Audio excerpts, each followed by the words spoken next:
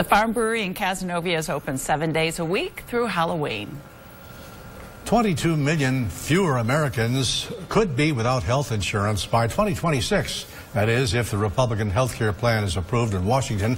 That is the figure just released by the nonpartisan Congressional Budget Office, which also projects it would cut the federal deficit by $321 billion during that time.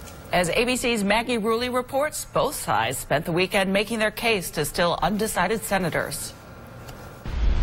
Senate Republicans are out with an updated version of their plan to repeal and replace Obamacare. They hope to win over both conservative and moderate Republicans in time for a vote on the bill planned for this week. President Trump is working the phones. He made several calls to multiple senators to hear their concerns and get their ideas. Democrats are united in their opposition. We've got to stop this bill before it does damage to our health care.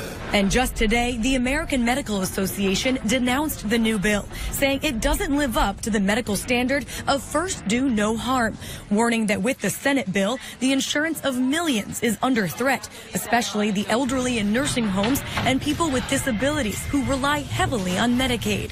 The Senate bill is projected to slash spending on Medicaid by $800 billion. Over a 10-year period, Medicaid funding will be significantly curtailed. But the White House says don't call these cuts. We don't see them as cuts. It's slowing the rate of growth in the future and getting Medicaid back to where it was. And insists the new bill will lower insurance premiums. Republicans are now working overtime to get their party on board. They can only afford to lose 2 votes, and already at least 5 have said they cannot vote for the bill as is. Despite calls from both sides of the aisle to postpone the vote, the Senate Majority Leader still plans to hold a vote on this bill before the end of the week. That's when senators leave for July 4th recess.